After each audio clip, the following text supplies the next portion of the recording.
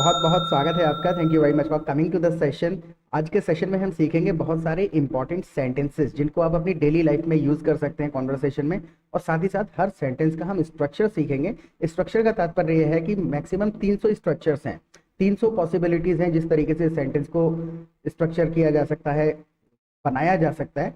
तो 300 स्ट्रक्चर्स अगर आपको समझ में आ जाते हैं, then you will be able to create any kind of sentences and you will be able to speak English fluently without even thinking of grammar. Alright, तो थोड़ा सा पेशेंस आपको रखना है। मैं अपनी स्क्रीन आपके साथ में शेयर करता हूं, और पहली बार अगर चैनल पे आए हैं तो सब्सक्राइब जरूर कर लीजिएगा, क्योंकि रोजाना एक सेशन हम अपलोड करते हैं। डेली कॉन्वर्सेशन के सेशंस होते हैं, काफ़ी ज़्यादा यूजफुल होंगे। You go through my channel, day 1 से सीरीज को देखिएगा, ये शायद 55वां वीडियो होगा। डे 1 से देखिएगा, 10-12 वीडियोज़ में आपको सब क्लियर हो जाएगा what I am trying to से।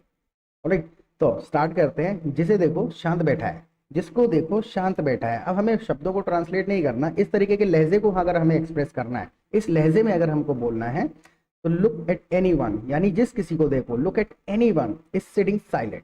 जिसे देखो, लुक एट एनीवन यानी जिसको भी देखो, किसी को भी देख लो। Look at anyone is sitting silent, जिसको भी देखो साइलेंट बैठा है। दूसरा सेंटेंस हमारे पास में है, लोग बोलने से घबराते क्यों हैं? Why are people scared of speaking. देखिए, स्केयर्ड ऑफ का हम इस्तेमाल कर लेते हैं, nervous of, scared of, afraid of, तीनों में से कोई भी शब्द इस्तेमाल किया जा सकता है। जैसे अगर आपको किसी के आधार पे किसी को बताना पड़े कि मुझको ऊंचाइयों से डर लगता है, मुझे ऊंचाइयों से डर लगता है, तो हाउ वुड यू से दिस इन इंग्लिश? इसके आधार पे आपको सेंटेंस बनाना है and right in the comment section in English. मुझे ऊंचाइयों से डर लगता है, हाउ वुड यू से? कमेंट सेक्शन में जरूर लिखिएगा। Now the next sentence is, उसकी बुराई मत करो। मान के चलिए कोई दोस्त आपके पास आया और किसी की उल्टी सीधी बातें करने लगा किसी के बारे में, आपको कहना है उसकी बुराई मत करो। Don't talk ill of him, don't talk ill of him. अगर हमें इसी के आधार पे कहना है कि दूसरों की बुराई मत करो या फिर किसी की बुराई मत करो, कोई दोस्त है, हमें उसको सजेशन देना है कि किसी की बुराई मत करो, तो don't speak ill of others, don't speak ill of anyone. Structure यही रहेगा, डोंट टॉक इल या डोंट स्पीक इल, ऑफ लगा करके उस बंदे का नाम ले देंगे जिसके बारे में हम मना कर रहे हैं। Don't speak ill of others. Now the next sentence is, गाली मत दो। अब देखिए, गाली का मतलब सिर्फ एब्यूज नहीं होता है। एब्यूज एक काफी ज्यादा हैवी वर्ड हो जाता है। एब्यूज आप किसी को फिजिकली भी कर सकते हो, मेंटली भी कर सकते हैं, वो प्रताड़ना के लिए है। एब्यूज का मतलब गाली नहीं है, एब्यूज का मतलब है प्रताड़ना करना। अगर हमें किसी को नेचुरली हल्के फुल्के में कहना, जैसे बच्चे को कहना यार गाली मत दिया करो, गाली मत दो, तो डोंट से बैड वर्ड्स, यानी कि गाली मत दिया करो, डोंट से बैड वर्ड्स। यानी इसको इसी तरीके से बोला जाता है, गंदे शब्द मत बोलो, don't say bad words. Now the next sentence, इसमें नर्वस होने की क्या बात है? मान के चलिए कि कोई फ्रेंड का एग्जाम है, कोई फ्रेंड को पब्लिक स्पीकिंग करनी है, किसी काम से जा रहा है, उसको आपको कहना है इसमें नर्वस होने की क्या बात है? What's there to be nervous about, what's there to be nervous about. यहाँ को, इस स्ट्रक्चर को आपको समझना पड़ेगा। अबाउट लास्ट में आ रहा है, 2-3 बार आप रिपीट करोगे। व्हाट इज देयर यानी क्या है, देयर की एग्जिस्टेंस के लिए लगाया हुआ है खामखा। What's there to be nervous about, यानी कि नर्वस होने की इसमें क्या बात है। Now the next sentence is, subscribe जरूर करते चलिएगा। देखिए, सब्सक्राइब कर लेंगे ना तो आप, और नोटिफिकेशन बेल आइकन को जरूर दबा दीजिएगा, क्योंकि जैसे ही हम अपलोड करेंगे नया वीडियो, रोज एक वीडियो डालते हैं, जैसी वीडियो अपलोड करेंगे आपको उसका नोटिफिकेशन मिल जाया करेगा। Okay, so hit the subscribe button right now, छोटा सा बटन है, दबा दीजिए। और पूरा देखने के बाद फीडबैक जरूर दीजिएगा। The session is not gonna be very long, 10-12 minute का सेशन होगा, लेकिन काफी यूजफुल होगा।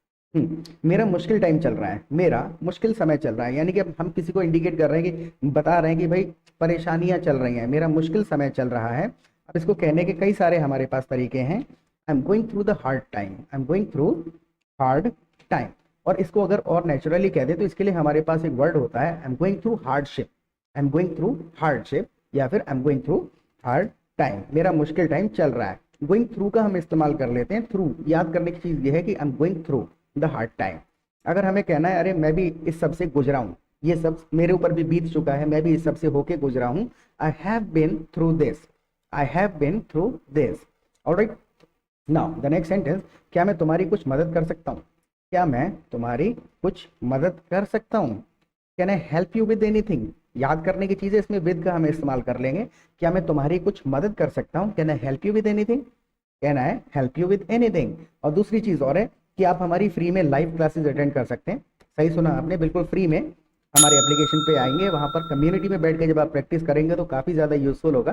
तो ड्यूरिंग द सेशन में आपको अपना व्हाट्सएप नंबर दे दूंगा, मुझे आप मैसेज कर दीजिएगा, आपको एप्लीकेशन का लिंक आ जाएगा। रोजाना हमारी क्लासेस होती हैं, वहां पर बैठ के जब आप सिचुएशनल इंग्लिश सुनेंगे कि कौन सी सिचुएशन में सेंटेंस को कैसे स्ट्रक्चर करना है, कौन से शब्द अप्रोप्रिएट हैं, कौन सा शब्द लगाने से मीनिंग बदल रहा है, तो ये सारी चीजें 10-15 दिन में डाउट्स क्लियर हो जाएंगे and you will start speaking English fluently and continuously.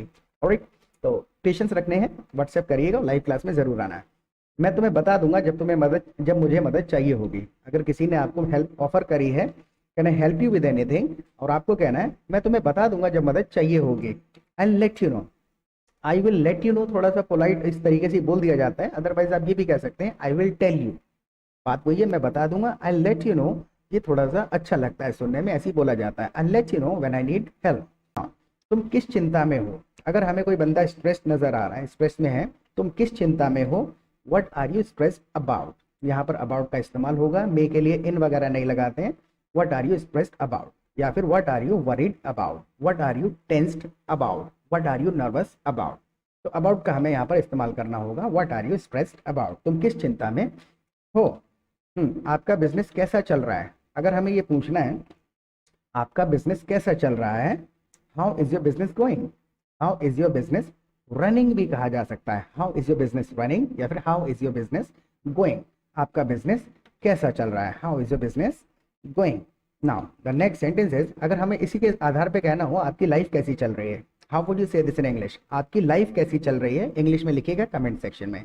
Okay, don't be lazy at writing, लिखने में आलस नहीं करना है, क्योंकि आप सेंटेंसेस को याद करने के स्टेज पर हैं। सी, समझ आना अलग चीज़ है और याद करना अलग चीज़ है। जब बोलते समय सेंटेंस माइंड में नहीं आता, उसका तात्पर्य यही है कि इसकी प्रैक्टिस नहीं करी है और सेंटेंस प्रॉपरली याद नहीं है।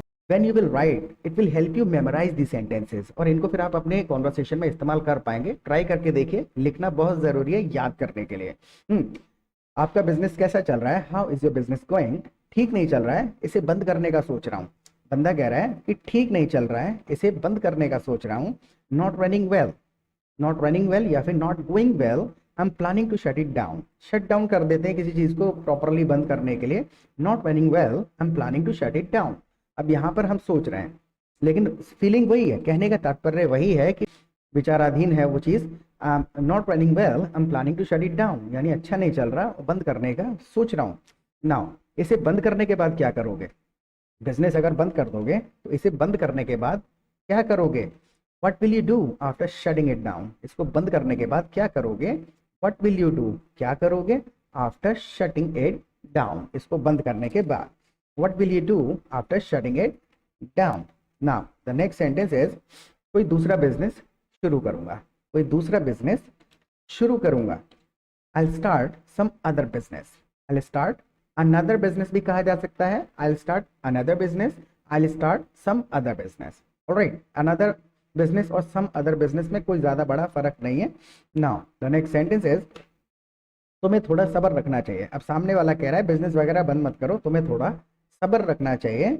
You should rather have some patience. अब देखिए ये रादर का जो तात्पर्य है लगाने का, कि जो बंदे ने बताया है कि बिजनेस सही नहीं चल रहा, मैं इसको बंद करने का सोच रहा हूँ, तो रादर लगा के उसने कह दिया कि ये सब ना करके you should rather have some patience, ये सब मत करो, थोड़े पेशेंस रख लो। रादर हटा के भी बोल सकते हैं, you should have some patience, यानी पेशेंस रखो। You should rather have some patience, यानी कि जो तुमने कहा वो मत करके ये कर। जैसे कि मान के चलिए कि मुझे आज मार्केट जाना है और अचानक से मेरे मन में आया आज ना जाके मैं कल मार्केट चला जाऊंगा, तो इसको हम कैसे कह देंगे, I would rather go tomorrow. यानी जब मैं दो ऑप्शन में से एक को टाल के दूसरे को चूज कर रहा हूँ, I would rather go tomorrow, आज ना जाके कल चला जाऊंगा, I would rather go tomorrow. तो इस रादर का इस्तेमाल करके हमने इंडिकेट कर दिया कि किसी चीज को हम नेग्लेक्ट करके दूसरी चीज को एक्सेप्ट कर रहे हैं। Alright, you should rather have some patience, you should not shut your business down. पूरा सेंटेंस अगर बोले कोई, you should rather have some patience, you should not shut your business down, थोड़े पेशेंस रख लो, बिजनेस डाउन शट डाउन मत करो। Now the next sentence is, कितना सब्र रखूं। सामने वाला कह रहा है कि कितना सब्र रखूं, how long should I have patience. Have patience simple है कि पेशेंस रखने के लिए कह देते हैं have some patience, so how long, कितना, how long should I have some patience, या फिर how long should I have patience, कितने पेशेंस रखूं मैं। नाउ 3 साल से परेशान हूं, बंदा अब अपना दुख रोने लगा, अपना दुख बताने लगा है, 3 साल से परेशान हूं। I have been suffering for last 3 years। Have been, has been, had been किसी भी सेंटेंस में लगा दिया तो समझ लीजिए टाइम बता रहे हैं। कि पहले से कुछ है। आई हैव बिन किसी ने भी कह दिया तो वो टाइम भी बताएगा आगे चल के। I have been suffering for last 3 years। अगर इसी की जगह पे हमें कहना हो कि मैं 4 महीने से अंग्रेजी सीख रहा हूँ, 4 महीने से अंग्रेजी सीख रहा हूँ। I have been learning English for 4 months। अगर आपको ये बताना है कि मैं जनवरी के महीने से अंग्रेजी सीख रहा हूँ, हाउ वुड यू से दिस इन इंग्लिश? इसमें जनवरी हम स्टार्ट कर रहे हैं, यूज कर रहे हैं। मैं जनवरी के महीने से अंग्रेजी सीख रहा हूँ, इसको इंग्लिश में कमेंट सेक्शन में जरूर लिखिएगा। Alright, don't be lazy. मेहनत करते रहो, भगवान से प्रार्थना करते रहो। यानी कि सामने वाला इसको सजेशन दे रहा है कि मेहनत करते रहो और भगवान से प्रार्थना करते रहो। Keep working hard and pray to God. आप ऐसे भी कह सकते हैं keep working hard and keep praying to God. 2 sentence अलग भी कर सकते हैं, या फिर keep working hard and pray to God, दोनों तरीके से इसको कह सकते हैं। नाउ, अच्छा करो तुम्हारे साथ भी अच्छा होगा। अब एक थोड़ा सा सजेशन है। अब जैसे इसमें एक इंग्लिश में एडियम होता है हमारे पास, अच्छा करो तुम्हारे साथ भी अच्छा होगा। Do good and good will come to you. Do good and good will come to you, ये इंग्लिश का एडियम है। जब भी हम ऐसी बात कहते हैं अच्छा करो अच्छा होगा, do good and good will come to you.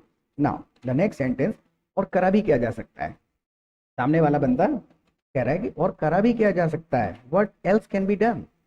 ये थोड़ा सा पैसिव वॉइस इसको कहा जाता है। व्हाट एल्स, और क्या करा जा सकता है। What else can be done, और करा भी किया जा सकता है। Now the last sentence is उम्मीद मत छोड़ना। उम्मीद मत छोड़ना यानी कि don't lose hope. Don't lose hope, उम्मीद मत छोड़ना। नाउ इस सेशन को देख करके आपको कैसा लगा, अच्छा लगा, नहीं लगा, फीडबैक जरूर दीजिएगा। कुछ इंप्रूवमेंट हमारी तरफ से चाहते हैं तो मोस्ट वेलकम है आपके कमेंट्स का। और सब्सक्राइब ना किया हो तो जरूर कर लेना, और लाइव क्लास में जरूर आइएगा, काफ़ी ज़्यादा हेल्पफुल होंगे लाइव क्लासेस, और बिल्कुल फ्री हैं। ऑलराइट, तो व्हाट्सएप कर दीजिए मुझे। कल दोबारा मिलेंगे एक नए सेशन के साथ। Till then take care of yourself.